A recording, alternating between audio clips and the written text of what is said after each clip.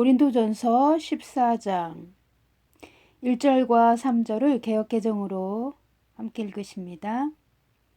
1절 사랑을 추구하며 신령한 것들을 사모하되 특별히 예언을 하려고 하라. 3절 그러나 예언하는 자는 사람에게 말하여 덕을 세우며 권면하며 위로하는 것이요. 아멘.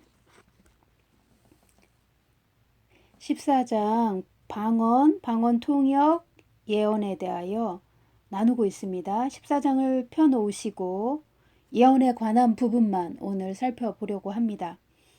1절 사랑을 추구하며 신령한 것들을 사모하되 특별히 예언을 하려고 하라 했습니다. 사랑은 은사가 아니라고 제가 지난번 12장을 나눌 때 충분하게 설명을 드렸습니다. 그래서 사랑은 모든 은사를 사용할 때 우리가 그 은사를 사용하는 동기가 되어야 합니다. 그러니까 사랑을 추구해야 합니다. 그리고 신령한 것들을 사모하되 여기에서 신령한 것들은 고린도전서 12장에서 나눈 직임과 직임에 따른 은사들이었습니다. 그 은사들을 사모하되 특별히 예언을 하려고 하라 합니다. 그래서 바울은 이 14장 전체에서 방언과 방언 통역, 예언에 대하여 말할 때에 특별히 예언을 강조하려고 이 14장을 썼습니다. 그래서 예언을 강조하는 이유가 어디에 있는지 살펴보려고 합니다. 지난번 우리가 방언에 대하여 나누었을 때 그 방언에 대한 내용과 같이 비교하며 이 예언을 들으시면 훨씬 이해하기 쉽습니다. 3절 예언하는 자는 사람에게 말하여 덕을 세우며 권면하며 위로하는 것이요. 아멘. 지난번에 방언은 하나님께 비밀을 말하는 것이라고 했습니다. 그러니까 방언으로 우리가 말하거나 방언으로 기도하면 그 대상은 나의 영이 하나님께 말하는 것입니다. 대상이 하나님인 것이죠. 예언은요, 사람에게 말하는 것입니다. 예언하는 자는 이 주어이죠. 예언하는 자는 누구에게 말하고 있어요? 사람에게 말하여. 대상은 사람입니다. 그런데 그 사람에게 예언을 말하는 목적이 있습니다. 덕을 세우며 권면하며 위로하는 것이라고 말합니다. 위로하는 것은 우리가 다 압니다. 위로가 무엇인지 모르는 사람은 없을 거예요. 권면은요, 하나님의 뜻이 무엇인지 가르쳐주고 알게 해주고 그 영혼이 하나님과 올바른 관계를 가지며 하나님의 뜻과 같은 방향성을 가지도록 도와주는 것이 권면입니다. 성도의 영혼과 하나님의 뜻을 일치시켜 주는 것입니다. 이것이 권면입니다. 다시 강조할게요. 성도의 영혼과 하나님의 뜻을 정렬시켜 주는 것이 권면입니다. 이것을 더 쉽게 말해 볼게요. 성령 안에서 조언해 주는 것입니다. 자, 그 다음 덕을 세운다는 말이 나옵니다. 덕을 세운다. 우리말에서 덕을 세운다 그러면 대충 느낌으로 이해할 수 있지만 이 덕을 세운다는 것이 구체적으로 무엇일까? 이 말이 어렵습니다. 자, 방언에 대해서 우리가 나눌 때에 방언은 나의 영의 덕을 세운다 했습니다. 그럴 때 덕을 세운다라는 말은 나의 영에 발달시키는 발전을 준다는 의미였습니다. 그런데 예언에서 덕을 세운다, 덕을 세우며 여기에 해당하는 부분이 패션 성경에는 이렇게 번역이 되어 있어요. 사람에게 용기를 주며. 그렇게 번역이 되어 있습니다. 그러니까 덕을 세운다는 말은 무엇인가 유익을 주는 것이죠. 그런데 방언은 자기 영을 발달시켜 주는 것이면 예언은 상대방에게 위로하고 권면하고 용기를 주는 것이라고 패션 성경은 나와 있습니다. 그래서 예언을 더욱 하려고 하라는 것입니다. 하나님의 교회에 모든 성도들에게 예언이 풍성하다면 그 교회는 어떤 모임이 되겠습니까? 서로 위로하고 권면을 받으며 또 용기를 주는, 그래서 성도들이 하나님과 올바른 관계를 가지고 하나님이 자신을 얼마나 사랑하는지를 깨달으며 그리고 힘을 얻어서 성도의 삶을 살아가게 될 것입니다. 자, 고린도전서 14장 3절을 통해 바울이 밝히고 있는 예언의 목적을 또 정리해 보겠습니다. 사람에게 용기를 줍니다. 또 하나님의 뜻에 맞추어 바른 방향성을 가지도록 조언해 줍니다. 이것이 권면이라고 제가 설명드렸습니다. 그리고 위로해 주는 것입니다. 이 목적에서 벗어나면 그 예언은 건강한 사용이 아닌 것입니다. 예언의 1차적인 목적은 위로와 용기를 주는 것입니다. 그런데 그것만 예언이라고 생각하시면 큰 오해입니다. 그 다음 중요한 부분이 권면이었죠. 이것이 하나님의 말씀으로 그 성도의 영혼을 하나님께로 방향성을 맞추어 주는 것이라는 이해가 없으면 사람의 조언이나 사람의 꾸지람으로 알아들을 수도 있습니다. 왜냐하면 권면 안에는 잘못된 부분을 고쳐주는 내용이 들어있을 수 있기 때문입니다. 미숙한 사람이 이 권면을 받으면 반응이 겸손하지 않을 수 있어요. 성령이 예언하는 자를 통하여 그 성도의 영혼에 유익을 주기 위해 그가 하나님과 잘 연결되고 하나님께 더 가까이 가도록 권면의 말씀을 줄 때조차 듣는 사람의 영혼이 왜곡되어 있거나 상처투성이어서 그 말을 곡해할 수도 있습니다. 또는 전하는 자가 하나님의 사랑 안에서 거룩하고 겸손한 마음으로 전달하지 않아도 비슷한 결과가 나올 수 있습니다. 흔히들 예언은 앞으로 일어날 일들을 맞춰주는 것이라고 생각하실 수 있습니다. 미래의 일을 말해주는 것도 물론 예언의 한 측면입니다. 그러나 오늘 우리가 나누고 있는 고린도전서 14장 내용에선 미래의 일을 맞추는 것에 초점을 두지 않았어요. 특별히 오늘 읽은 3절에선 위로와 권면과 조언이 예언의 목적입니다. 예언을 하는 사람이나 예언의 말씀을 받는 사람이 이 부분을 잘 이해하고 계셔야 이 예언 사역의 방향성이 건전하고 바르게 흘러갈 수 있습니다. 덕을 세운다는 말은 교회에 유익이 된다는 의미로 받으셔도 무리가 없습니다. 하나님의 선한 영향력이 교회에 오도록 하나님은 예언을 주신 것이고 그 예언을 성령께서 사용하는 것입니다. 19절 보십니다.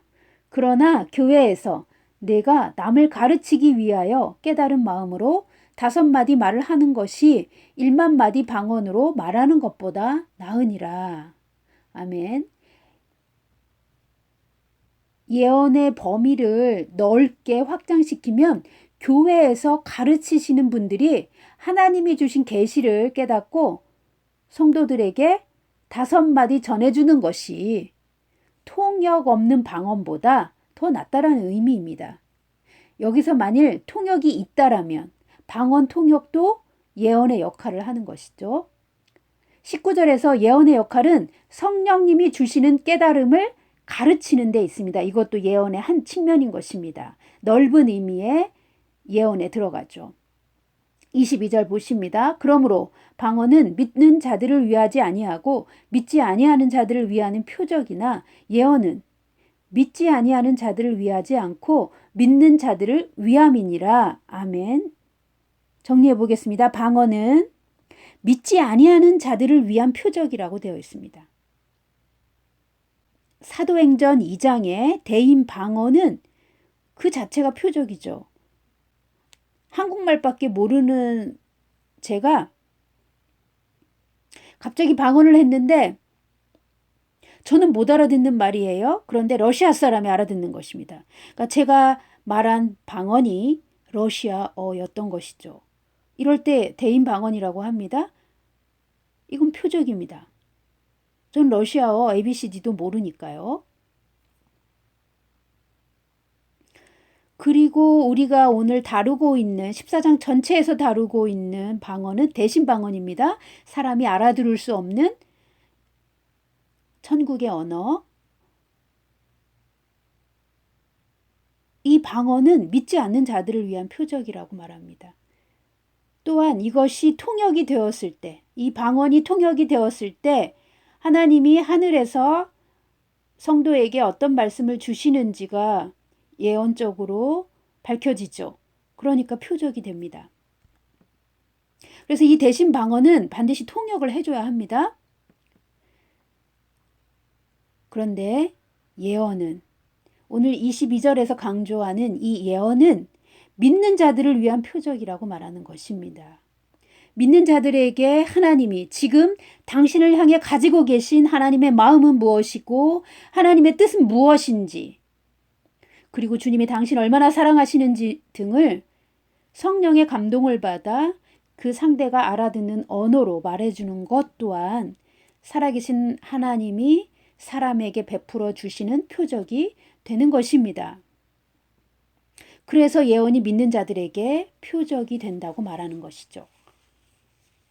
만약 어떤 경우에 주님을 위하여 선한 일을 하고 있는데 그 선한 일을 하고 있는 믿는 자에게 극심한 어려움이 닥쳐 있고 그 사람이 그 어려움 때문에 낙심하고 있다면 그런 상황에서 생각지도 못한 모르는 사람을 통해 하나님의 예언의 말씀이 전달되어진다면 그래서 이 사람이 그 하나님의 사랑과 은혜를 받고 이 낙심했던 자리에서 일어나 포기하지 않고 하나님의 선한 싸움을 싸우기로 결정한다면 이런 경우 예언은 이 낙심한 믿는 자에게 이 선한 싸움을 싸우고 있는 이 지치고 힘든 자에게 표적이 되는 것입니다. 과연 하나님이 살아계시고 성도와 언제나 항상 함께 계시며 고난을 당하는 성도가 하나님이 그를 거절하셨거나 돌보시지 않는 것이 아니라 그가 고난 가운데 있지만 하나님의 사랑 안에 있다는 것, 하나님이 그를 지키고 돌보고 계시다는 것을 예언을 통해 확인하는 것이죠. 그래서 예언은 믿는 자에게 표적이 되는 것입니다. 24절 그러나 다 예언을 하면 믿지 아니하는 자들이나 알지 못하는 자들이 들어와서 모든 사람에게 책망을 받으며 모든 사람에게 책망을 들으며 모든 사람에게 판단을 받고 아멘. 24절과 25절 중요한 부분이죠. 예언의 기능이 또 나옵니다. 믿지 않는 자들이나 알지 못하는 자들, 즉 진리를 바르게 알지 못하는 자들에게도 하나님의 책망과 판단을 주는 것이 예언의 기능입니다. 하나님의 책망과 판단이 예언의 내용과 기능에 포함되어 있습니다.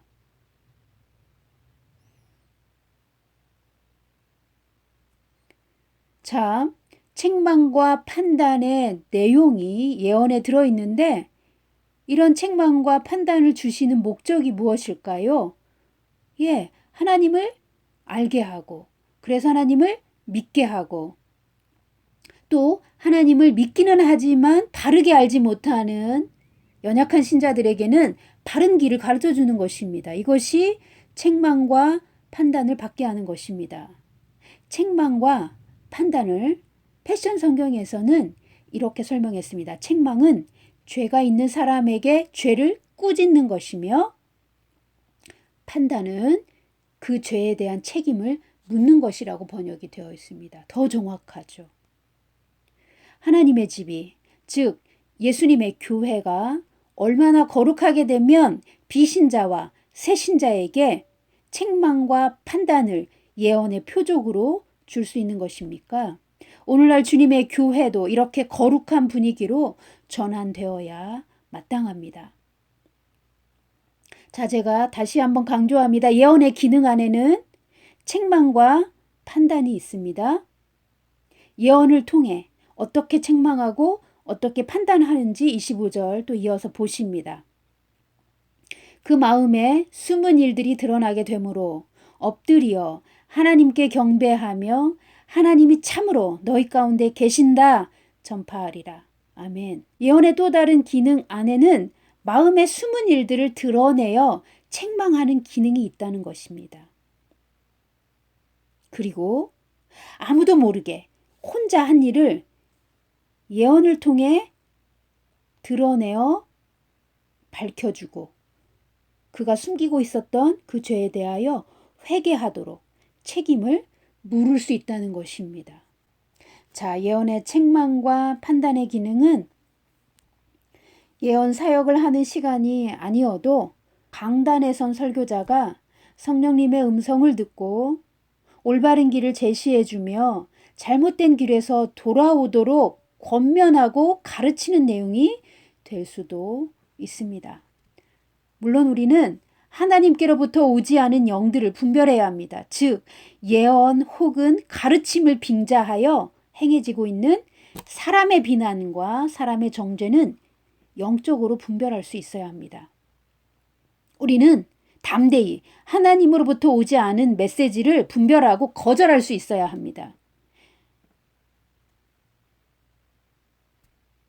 그러나 하나님은 예언을 통해 때로는 성도에게 책망과 판단을 보내신다는 것을 우린 알고 있어야 합니다.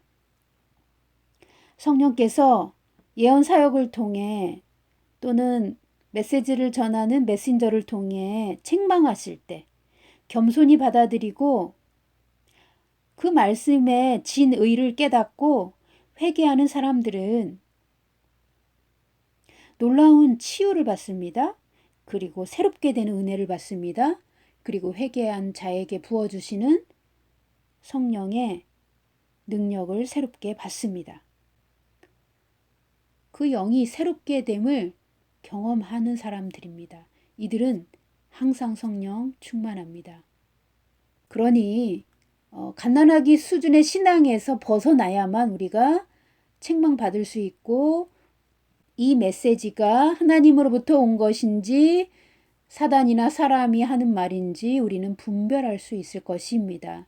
분별한다라는 것은 장성한 성도의 것이기 때문입니다. 참 목자와 거짓 목자를 구별할 수 있는 것도 장성한 성도의 몫입니다. 오늘 우리가 나누고 있는 이 예언은 성령의 은사입니다. 그러나 은사를 받지 않았어도 교회 안에서 누구나 한마디씩은 예언할 수 있다고 바울은 말합니다. 31절 보십니다. 너희는 다 모든 사람으로 배우게 하고 모든 사람으로 권면을 받게 하기 위하여 하나씩 하나씩 예언할 수 있느니라. 아멘. 배우게 하고 권면을 받게 하려고 누구나 한마디씩은 예언할 수 있다는 것입니다. 예언의 은사가 없었어도요. 선지자가 아니어도요.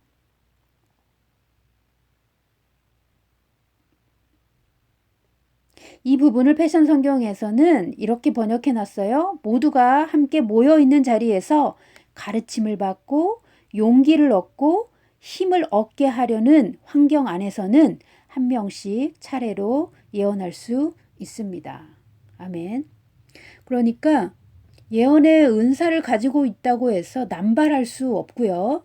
또 누구나 한마디씩 예언할 수 있다라는 말씀을 가지고 내가 마음에 안 들어서 지적하고 싶은 사람을 예언이라는 이름을 빙자하여 지적하고 그렇게 하지 않는다는 것입니다. 성령님이 임재하는 분위기 안에서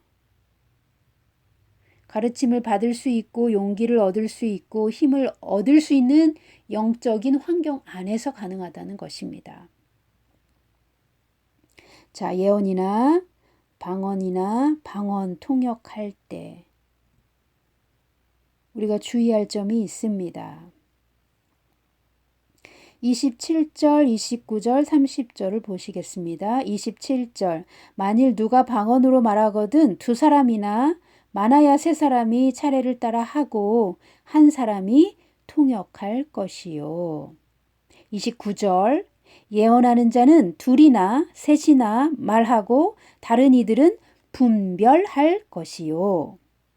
30절, 만일 곁에 앉아있는 다른 이에게 계시가 있으면 먼저 하던 자는 잠잠할지니라. 아멘.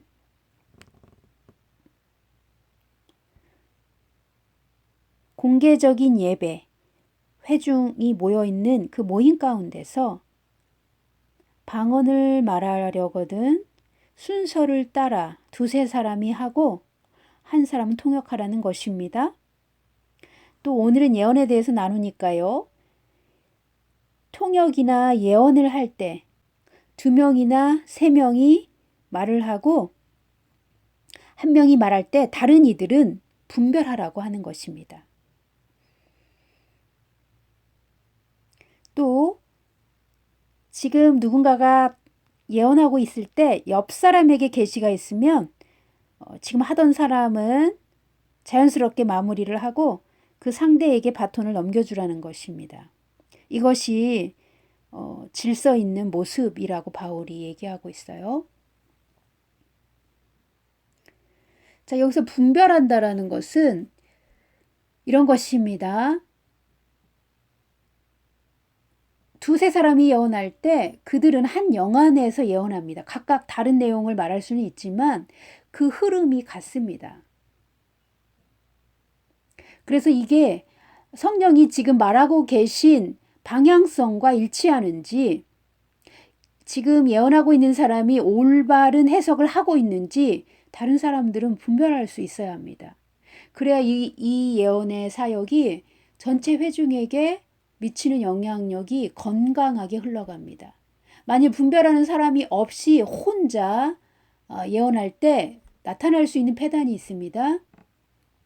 보는 이가 없다면, 또 분별할 수 있는 능력을 가진 사람이 주변에 없다면 자기 마음대로 떠들 수 있습니다. 상대방을 조종하고 자기 권력 아래에 그 사람을 두기 위해서 그 예언을 남용할 수 있습니다. 이런 것들을 방지하기 위해서 한 사람이 예언할 때 옆에 있는 두 사람 혹은 나머지 사람은 분별하라는 것입니다. 그러니까 서로 성령 안에서 질서 있고 바른 예언이 되도록 서로가 서로에게 검열자가 되어주는 것이죠. 예언하는 사람을 지적하고 깎아내리기 위한 감시가 아닙니다. 서로가 서로를 분별해주고 보호해주는 차원입니다. 사단이 개입하지 못하도록요. 예언의 분별은 또 다른 시간에 제가 나누겠습니다. 오늘은 이 14장에 언급된 내용만 살펴보는 것입니다. 32절 보시겠습니다. 32절, 예언하는 자들의 영은 예언하는 자들에게 제재를 받나니. 아멘. 예언의 수준이 있습니다. 분별도 수준이 있습니다. 예언하는 자들의 영이 다른 예언하는 자들에 의해 영향을 받는다는 뜻입니다. 그러니까 낮은 차원일 때는 높은 차원에 의해 영향을 받지만 서로 같은 차원에 있을 때에도 예언하는 자들이 두세 명 함께 있으면 그 자리에 임하신 성령님의 역사 가운데 어떤 흐름이 있음을 이 세 명 다 동일하게 느끼는 것입니다. 그 흐름 안에서 같은 영으로 예언하는 것입니다. 그래서 서로가 서로를 분별해 주는 것입니다. 예언 사역을 할 때 그 장소에 임하신 성령님이 행하고 계신 성령의 역사는 흐름이 있습니다.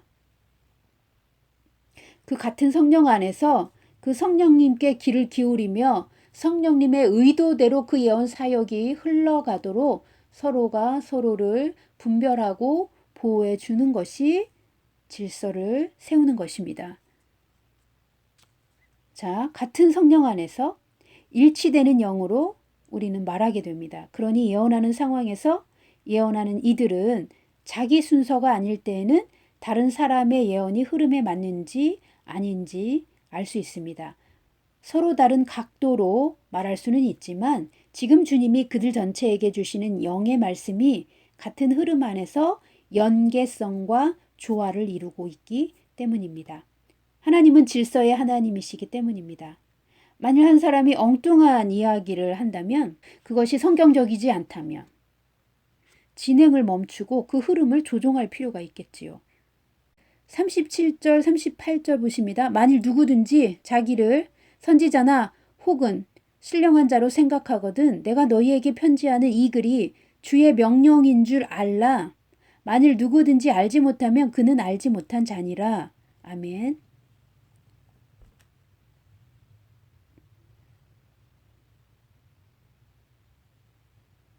자, 선지자만 예언하는 것이 아닙니다.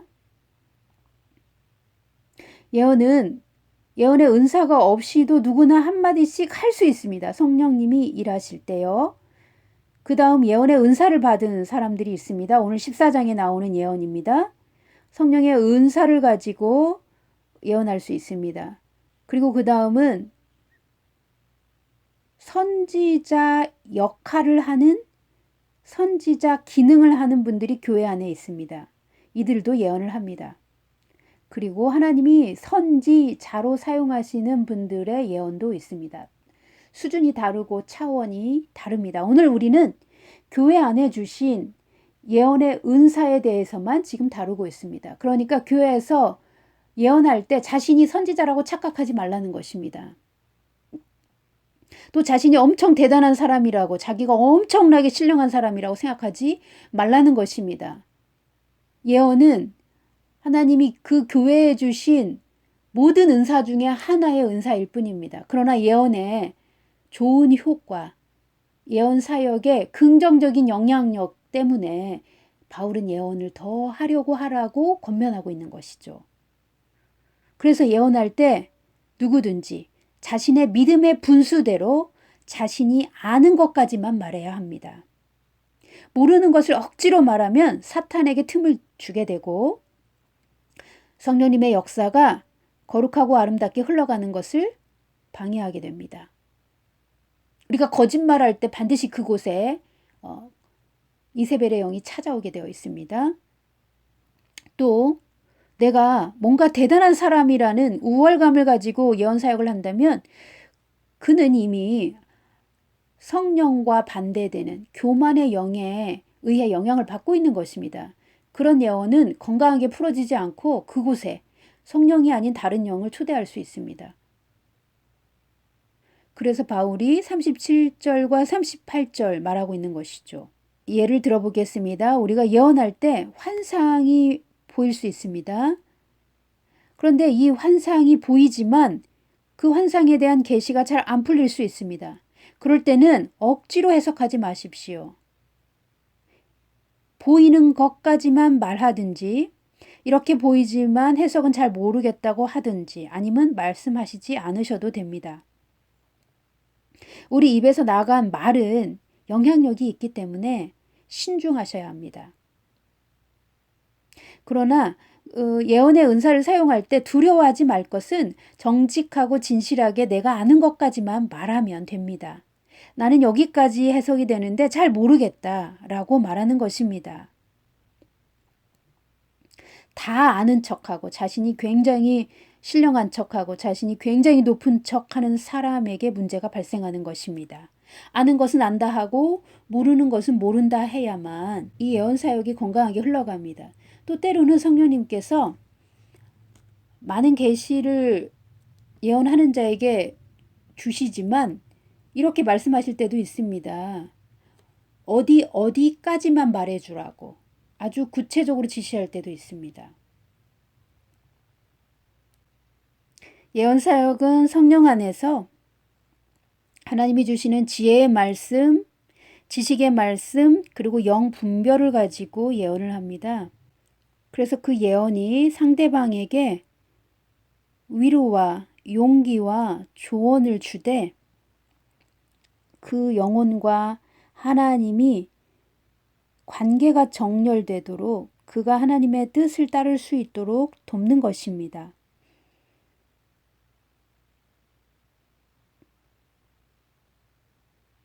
여기에서 벗어난 사역은 다 가짜입니다. 예언의 은사가 있다고 자신이 높은 사람인 양 교만한 태도를 보인다면 그런 사람의 말은 듣지 마십시오. 거절하십시오. 그리고 그 말들을 예수의 피로 씻으십시오. 자, 방언과 통역과 예언에 대해서 나누었습니다. 바울은 고린도전서 12장부터 모든 은사에 대해 나누며 이렇게 결론을 냅니다. 39절 그런즉 내 형제들아 예언하기를 사모하며 방언 말하기를 금하지 말라. 아멘. 바울이 12장에서 모든 은사를 말하고 12장 31절에 이어 14장 39절에 이렇게 말하고 있습니다. 예언을 사모하고 방언을 금하지 말라. 또한 우리가 어떻게 이 은사들을 사용해야 하는지 40절에 결론적으로 말하고 있습니다. 예언도 포함입니다. 모든 것을 품위 있게 하고 질서 있게 하라. 아멘. 고린도전서 12장부터 14장까지 제가 본문을 중심으로 성령의 은사와 은사의 특징들, 그리고 은사를 사용하는 자의 올바른 태도에 대해서 나누었습니다. 바울이 무엇보다도 예언을 사모하라고 하였습니다. 왜 그럴까요? 주님의 교회에 하늘의 계시가 풀어질 때 영혼이 성장하기 때문입니다. 그리고 올바른 예언은 성도들에게 하나님의 부르심을 깨닫게 해주며 하나님과 그 성도의 관계를 친밀하게 이어줍니다. 무엇보다 하나님의 뜻에 우리 영혼이 정렬되도록 도와줍니다. 저희 사역은 방언과 통역과 하나님 음성 듣는 법을 훈련하고 가르쳐 줍니다. 성도들이 예수님과 친밀해지고 예수님의 장성한 분량으로 자라나서 예수님과 동행하고 동역할 수 있도록 성도를 온전하게 세워주기 위해서입니다. 주님이 저희들을 부르셔서 맡기신 사명이 그렇습니다. 성도를 온전하게 하는 것, 성도가 예수님과 동행하고 동역할 수 있도록 훈련하는 것, 이것이 저희의 사명이기 때문입니다. 그래서 이번 4월달은 방언 통역을 훈련하는 스쿨을 진행하려고 합니다. 먼저 프리스쿨은 통역을 한 번쯤 경험해 보고 싶다 하시는 분들에게 기회를 드리겠습니다. 그 다음은 지원자에 한해서 방언 통역을 어떻게 풀어낼 수 있는지, 방언 통역이 건강하게 풀어질 수 있도록 성경적인 원리와 함께 저희에게 부어주신 기름 부음과 은사를 사용하여 방언 통역이 열리도록 가르쳐 드리는 스쿨입니다. 많이들 지원해 주십시오.